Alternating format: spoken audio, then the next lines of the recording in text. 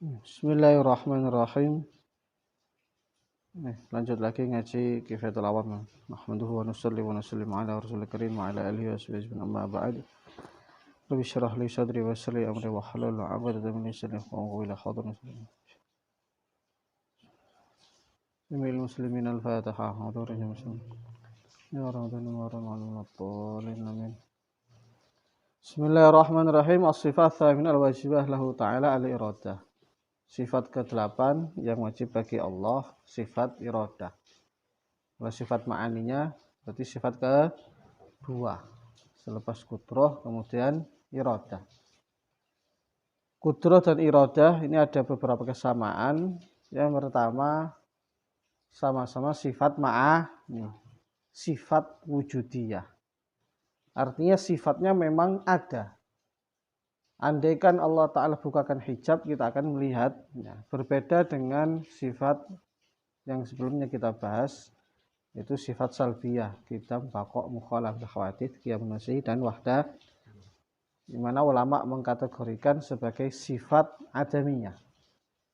Artinya sebetulnya tidak ada itu sifat, cuma ditetapkan oleh para ulama untuk menjauhkan Allah dari seluruh hal yang tidak pantas. Kemudian dari segi ta'alluqnya juga sama, yaitu hanya pada perkara yang mumkinat atau perkara yang jaizat. Kemarin sudah dibahas kenapa alasannya. Nah, cuman perbedaannya iradah ini tugasnya tukhassisul mumkin. Kalau qudrah tugasnya tubrizu ma khassasathul iradah. Jadi kalau kudrah itu yang mewujudkan, kalau iradah itu yang mentakhsis, yang menentukan.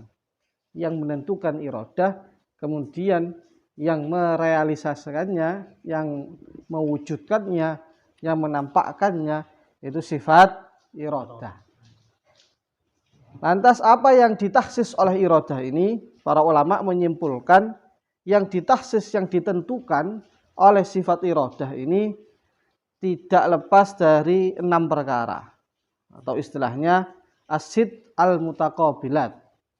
6 perkara yang saling berlawanan, yang saling menafikan. Apa itu? Bisa dilihat di tahqiqul maqamnya, di hasyiahnya. Al-mumkinatul mutaqabilatu wujuduna wal adamu sifatu azmiyatun amkinatun jihatu kadzal maqadiru rawathiqatu. Yang ditaksis atau yang ditentukan oleh sifat iradah adalah yang pertama wujud atau tidaknya. Mama, Ustadz Budi wujud atau tidak? Ternyata wujud, berarti Allah menghendaki wujud. Yang kedua as-sifat, sifatnya putihkah atau hitamkah? Spesifikasinya dari bentuk putih, hitam dan semacamnya. Kemudian yang ketiga azminatun, waktunya. Tahun berapa? Tahun 2001 kah, 2002 kah, 91 kah, 92 kah, 80 kah, 85 kah? Dan amkinatun, di Makassar kah, di Jawa kah, Kalimantan kah? Ternyata Allah kehendaki di Makassar. Kemudian kadzal maqadir, maqadir, ukurannya, mama bobotnya, ketika lahir kapan, kemudian nanti beranjaknya berapa, dan jihadun, arahnya, utara, selatan. Nah, hawadits itu tidak lepas dari 6 perkara ini. Maka Allah Subhanahu wa taala dengan iradahnya pasti menentukan dari 6 perkara ini. Ada atau tidaknya, tempatnya di mana, waktunya kapan, ukurannya bagaimana, arahnya di mana. Kemudian pembahasan berikutnya sebelum nanti kita baca mengenai ta'alluqnya sifat iradah. Ta'alluqnya sifat iradah, kalau kemarin kudrah ada berapa? Secara rinci ada 7. Secara global yang disepakati ada 2. Tanjizi hadis dengan soluhi qadim. Terus ditambah qabdah. Nah kalau iradah yang disepakati oleh jumhur ulama ada 2. Yang pertama soluhi qadim. Yang kedua tanjizi qadim. Artinya apa? Allah punya kelayaan, Allah punya kepantasan, punya potensi untuk berkehendak sejak azal. Jadi di azal itu Allah Subhanahu wa taala punya potensi, punya kelayaan untuk berkehendak. Nah, pelaksanaannya pelaksanaannya di azal itu namanya tanjizi qadim. Ta'alluq yang kedua. Ta'alluq yang pertama soluhi qadim, saya ulangi, kelayaan, kepantasan atau potensi kehendak Allah pada azal untuk menciptakan atau untuk berkehendak mentahsis sesuatu. Nah, pelaksanaannya, aktualisasinya pada qadim, pada azal, ini ta'alluq tanjizi qadim. Nah, kemudian ta'alluq yang ketiga ini khilafiyat. Ada yang menetapkan, ada yang tidak. Itu ketika pelaksanaannya pada waktu yang ditentukan oleh Allah. Umpama Ustadz Budi tadi lahirnya tahun 90. Nah, ketika Ustadz Budi lahir tahun 90 di waktu yang dikehendaki oleh Allah, lah ini masuknya ta'alluq atau bukan? Nah, sebagian ulama memasukkan ini ta'alluq. Ta'alluq tanjizi hadir. Nah, jadi pelaksanaan di mana Allah mewujudkan apa yang dikehendaki oleh Allah. Dan sebagian ulama itu enggak memasukkan ta'alluq, tapi idharul ta'alluq. Realisasi dari ta'alluq. Jadi penampakan dari ta'alluq. Ta'alluqnya sudah qadim. Sudah qadim. Allah sudah menentukan. Allah sudah menentukan pada azal bahwa Ustadz Budi lahir tahun 90. Pakai ta'alluq tanjizi qadim. Nah, tahun 90 itu idhar li ta'alluq, penampakan atau realisasi dari ta'alluq yang qadim. Itu ulama kedua begitu itu. Yang pertama enggak, itu dimasukkan ta'alluq. Sehingga kalau ikut pendapat pertama, ta'alluqnya ada tiga. Soluhi qadim, tanjizi qadim, dan tanjizi hadir. Ini cuma khilaf lafzi saja ini. Khilaf lafzi. Perbedaan kulitnya saja. Artinya substansinya ya sementing Allah punya sifat iradah, sifat ma'ani, ta'alluqnya li jami'il mumkinat. Nah, kemudian yang terakhir sebelum nanti kita baca bahas khilafiyah antara mazhab Ahlussunnah wal Jamaah dengan Mu'tazilah mengenai ta'alluqnya iradah dengan kebaikan dan keburukan. Kalau Ahlussunnah wal Jamaah sebagaimana tadi dijelaskan, ta'alluqnya iradah li jami'il mumkinat. Seluruh perkara yang jaiz. Baik perkara yang baik, bagus, kebaikan, maupun perkara yang buruk. Khairan kana au syarran. Nah, kalau Mu'tazilah enggak. Mu'tazilah mengatakan bahwa Allah hanya menghendaki perkara-perkara yang baik saja. Iradah Allah la yata'allaku bisyurur wal qabaih. Jadi iradah Allah enggak ada kaitannya dengan keburukan. Sebetulnya maunya ini bagus. Yaitu apa? Mensucikan Allah dari perbuatan-perbuatan yang buruk. Tapi dari satu sisi ini banyak celahnya. Kenapa? Jawaban yang pertama, ini jelas menabrak nas Al-Quran. Kullu min indillah. Bahwa segala sesuatu, baik atau buruk, wabeh, sangka Gusti Allah. Yakhluqu ma yasha. Kemudian yang kedua bahwa mengatakan bahwa Allah hanya berkehendak pada perkara baik saja. Dari satu sisi kelihatannya memang mensucikan Allah. Tapi dari sisi yang lain justru ini merendahkan Allah. Karena membatasi iradah Allah. Kita tahu bahwa khair dan syar, qabih dan khair, ini dua-duanya adalah perkara yang jaiz. Ini dua-duanya perkara jaiz. Kalau kita paksakan, diwajibkan untuk Allah, sama dengan memaksa Allah untuk apa? Mewajibkan perkara yang jaiz. Jadi menghalangi atau membatasi iradah Allah. Padahal seharusnya Ini lingkup mumkinat. Maka justru ini membatasi iradah Allah, sehingga Allah itu nggak bebas jadinya. Jadi Allah nggak bebas. Dan juga termasuk qalbul haqaiq. Artinya perkara jaiz jadi perkara wajib jadi perkara jaiz, dan ini mustahil. Kemudian alasan berikutnya yang keempat, saya katakan yang keempat, sebetulnya kebaikan dan qabih dan khair tadi secara dzatiyah itu tidak ada. Itu hanya i'tibari saja.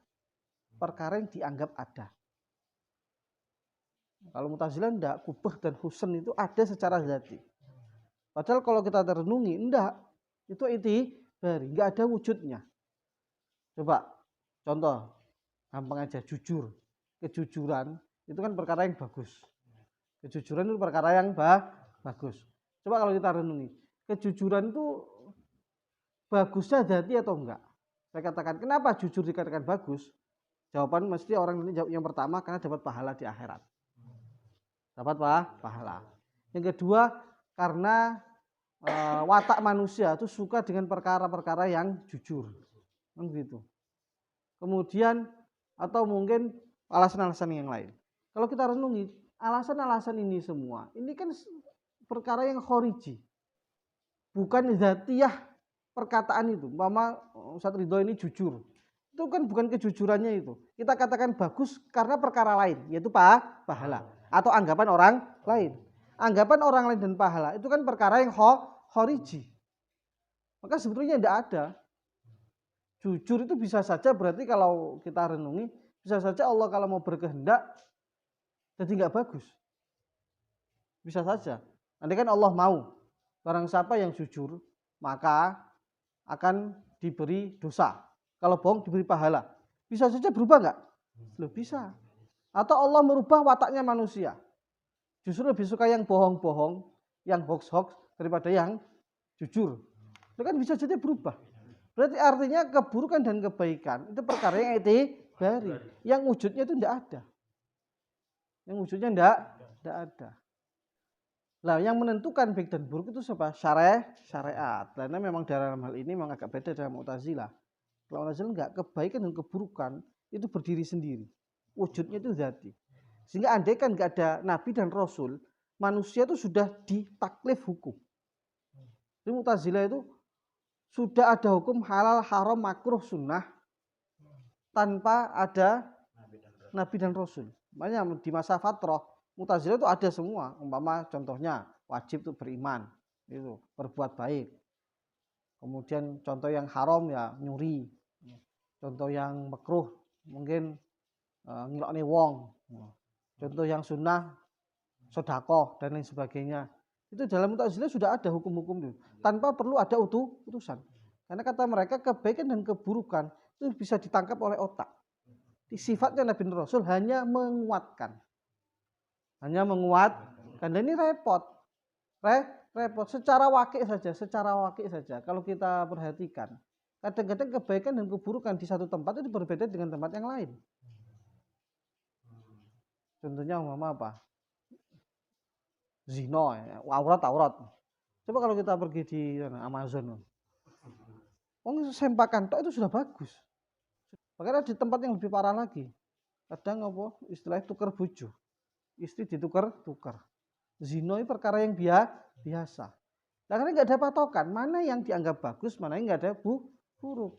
Karena akal itu kadang juga terpengaruh oleh suasana dan kondisi. Maka dari sini kebaikan dan keburukan itu nggak ada wujudnya dzati.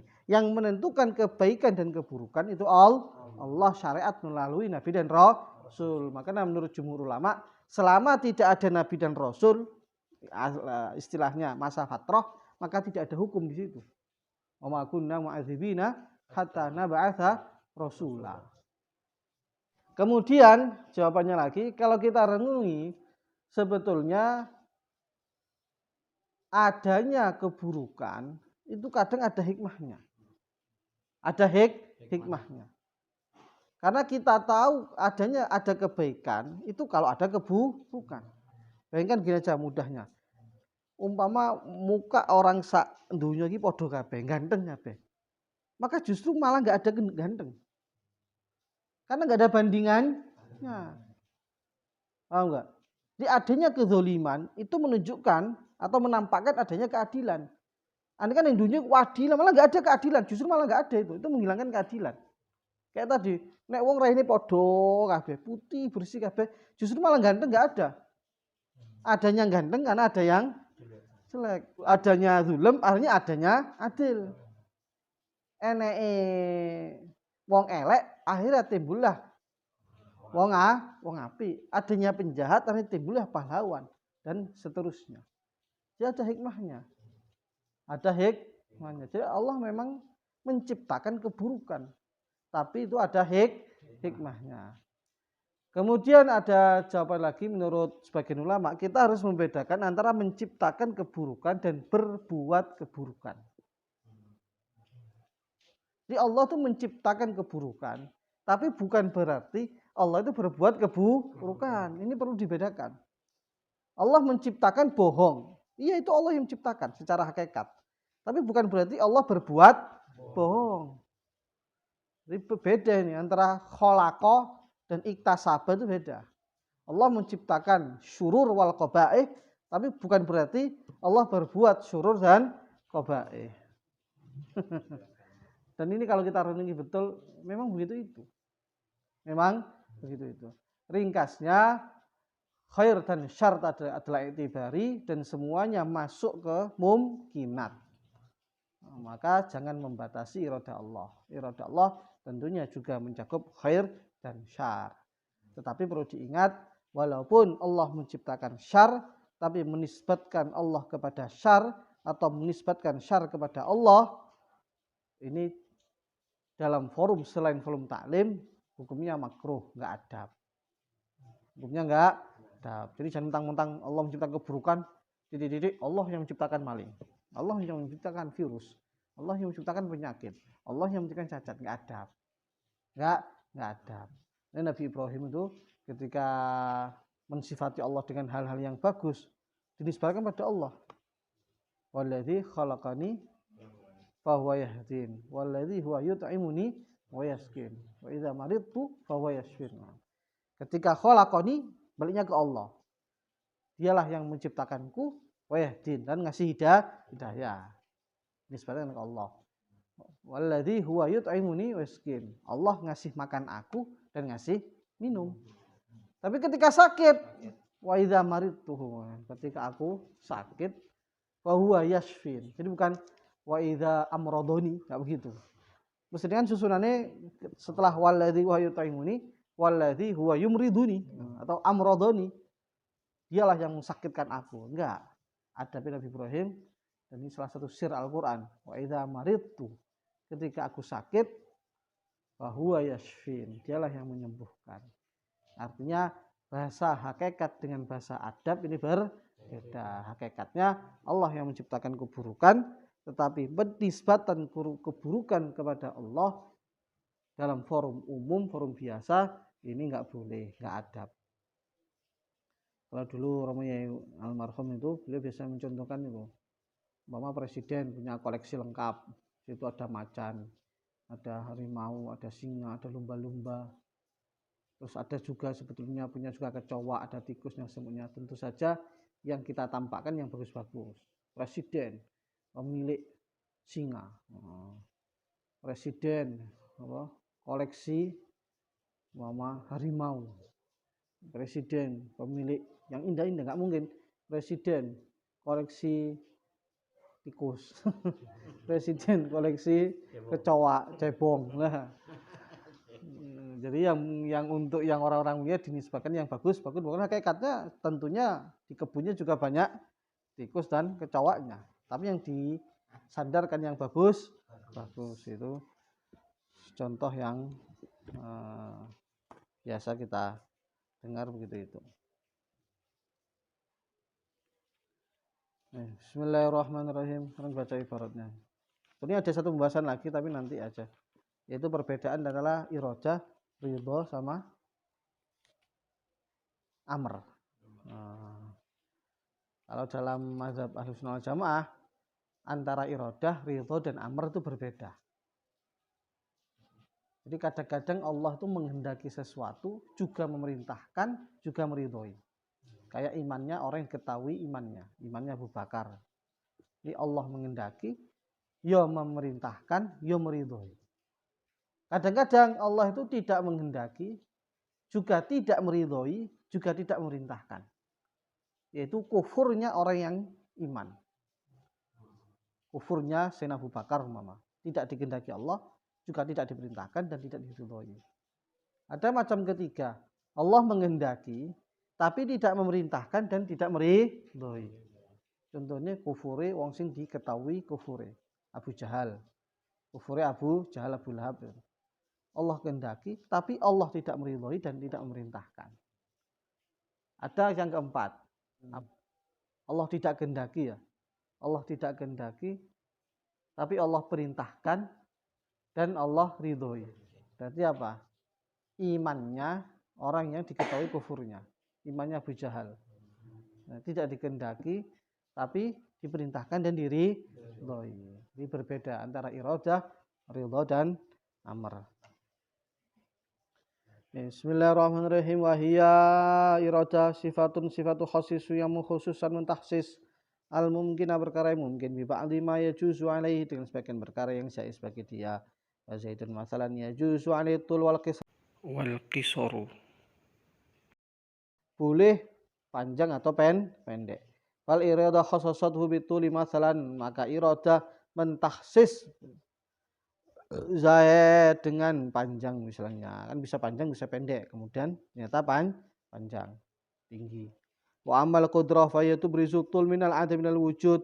Adapun sifat qudrah adalah bertugas menampakkan, melahirkan, mewujudkan, merealisasikan dari tinggi, tinggi yang dikehendaki oleh Allah tadi, dari tidak ada menuju ada.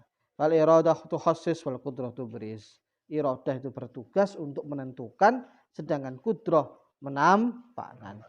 Wal mumkinat allati tata'allaqu bil qudrah wal iradah sittah. Mumkinat yang berta'alluq dengan kudrah iradah ada 6, yaitu wujud adam sifat seperti tinggi dan pendek, wal azminah waktu, wal amkinah dan tempat, wal jatuh dan arah. Tusamma al mumkinat al mutaqabilat, dinamakan istilahnya al mumkinat al mutaqabilat atau al-mutaqabilat as-sit.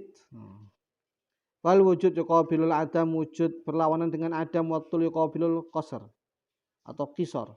Wajihah fauq tuqabilu jihata tahta. Wa makan kadza ka Misr kaya Mesir yuqabilu ghairahu, berlawan dengan selain Mesir seperti Syam mathalan. Wa hasilu dzalika ringkasnya anna Zaidan qabla wujudi yajuzu an ayyabqa ala adami yajuzu ay yujada fi hadzal zaman. Ringkasnya, contohnya tadi Sot Budi ya. Kalau di sini Zaid sebelum wujud, tentunya dia boleh saja wujud, bisa tidak wujud. Wujudnya bisa di waktu ini atau di waktu berikutnya atau waktu kapan saja. Wa idza wujida faqad khassasat iradah wujudahu badlan an adamihi. Kalau ternyata wujud, maka iradah telah mentahsis wujudnya, menentukan wujudnya sebagai ganti dari tidak adanya. Wal qudrah abrozat al wujuda, kemudian qudrah melahirkan wujudnya Zaid yang telah ditentukan tadi. Wa yajuzu ayyuda fi zamani tufan, dan dia boleh saja wujud di masa tufan, wama badai, afi ghairihi, dan di selainnya, masa corona atau enggak. Falladhi khassasa wujudahu fi hadzal zaman duna ghairihi wal iradah, dan yang mentahsis, yang menentukan wujudnya di masa ini, masa corona, bukan di masa yang lain, adalah sifat iradah. Wa juzu yakuna tawilan aw qasiran falladhi khassasatu law batran al qisar al iradah, yang menentukan pendek atau tinggi juga iradah. Andaikan ternyata tinggi, berarti memang Allah menghendaki menentukan tingginya sebagai ganti dari dia yang pendek. Wa juzu yakuna fi jihati fawq, dan bisa saja di arah atas. Faladhi khassasa fi jadi tahta kal ardi al iradah, juga iradah wal qudrah iradah. Sifatannya adalah dua sifat qaimatan widzatihi ta'ala, yang ada, yang tetap pada zat Allah, mawjudatan yang wujud. Law kasyafa anil hijab, andaikan tersingkap dari kita hijab, tirai penutup, la ra'inahu, tentu kita melihat dua sifat itu. Karena semua perkara wujud punya potensi untuk dilihat. Wala ta'alluqa lahuma illa bil mumkin, dan tidak punya ta'alluq kecuali perkara yang mungkin. Wala yata'allaqani bil mustahili, maka tidak berta'alluq dengan perkara mustahil kasyarik seperti syarikat tanazzahu ta'ala anhu. Wala bil wajib kadzatihi, juga tidak berta'alluq dengan wajib seperti zat Allah wa sifatin sifat-sifatnya. Wa minal jahli qaulu man qala, termasuk kebodohan adalah ucapan orang innallaha qadir ay takhidha waladan li'annahu la ta'alluqa lil qudrah bil mustahil. Mari sudah dibahas ini. Wa ittihadul walad mustahilun, pengambilan pengangkatan anak adalah mustahil. Wala yuqalu innahu idza lam yakun qadiran ittihad walad kana ajizan, dan juga tidak bisa dikatakan nek Allah enggak mampu untuk ngambil anak, ngambil serikat, berarti Allah enggak mampu dong. Li anna naqul innama yalzamul ajiz law kana al mustahil min wadhifatil qudrah, kalau mustahil itu termasuk tugas dari kudrah, ternyata enggak. Ya, kayak contoh paling mudah itu kayak lampu itu. Apakah bisa lampu ini menggelapkan ruangan? Ya enggak bisa dikatakan bisa atau tidak. Pertanyaan enggak jenenge lampu tugasnya menerangi, kok diomong apakah mampu menggelapkan ruangan. Walam tata'allaq bihi ma'anna laysa min wadhifatiha illal mumkin. Walil iradah ta'alluqani, dua ta'alluqun saluhiyun qadimun wa huwa salahiyat li takhsis azlan, yaitu kepantasan, kelayaan, potensi dari iradah untuk menentukan azalan pada azal. Fa zaidun at-tawil al-qasr yajuz ayakuna ala ghairi ma huwa ala bi'tibari shalihatul irah fa hiya salihah la yakuna zain sultanan wa yakuna zabalan. Sultan tokoh, zabalan itu orang rendahan. Bi'tibari ta'alluq saluhi, dengan melihat ta'alluq saluhi. Pada azal itu Allah punya potensi, punya kemampuan untuk menentukan Zaid itu orangnya bagaimana. Ringkasnya begitu. Walaha ta'alluqun tanjizin qadim, Allah juga punya ta'alluq tanjizi qadim. Wa takhsisullah ta'ala asya' bis sifalati wa 'alaiha, yaitu penentuan, pelaksanaan. Jadi Allah menentukan atau Allah melaksanakan iradahnya dengan kriteria yang telah ada pada yang Allah kehendaki untuk si Zaid umpama. Fal ilmu alladhi tasafa bi Zaidun khassasahu bi ta'ala azlan bi iradatihi, maka ilmu yang ada pada diri Zaid sudah ditentukan oleh Allah pada masa azali, pada azali dengan iradahnya. Wa tahtibil ilmi mathalan qadimun wa yusamma ta'alluqan tanjizan qadiman, maka Allah menentukan Zaid sebagai orang yang berilmu itu sudah sejak zaman qadim. Kita bentuknya bagaimana itu sudah ditentukan oleh Allah pada zaman azal qadim. Jadi ta'alluq tanjizi. Wa salahiyatu li takhsibil ain wa ghairi bi'atibari dzatiha bi qad nazar an takhsis bil fi'l yusamma ta'alluqan suluhan qadiman. Sedangkan kepantasan, kelayaan sifat iradah untuk menentukan zat ilmu atau tidak dengan melihat iradahnya, bukan melihat penentuan secara real, secara nyata, secara pelaksanaan, namanya soluhi. Namanya soluhi. Jadi Allah tuh enggak punya kelayaan, enggak punya potensi enggak untuk menentukan pada azal. Ya punya. Dengan tanpa melihat apakah sudah ditentukan atau belum. Kalau sudah ditentukan namanya tanjiz. Wa qala ba'duhum laha ta'alluqun tanjizi hadis. Iradah juga punya ta'alluq tanjizi hadis. Bahwa takhsis bitul mathal hina yujadu bil fi'il, ketika diwujudkan secara real, secara nyata. Fa'ala hadza yakunu la thalathu ta'alluqatin.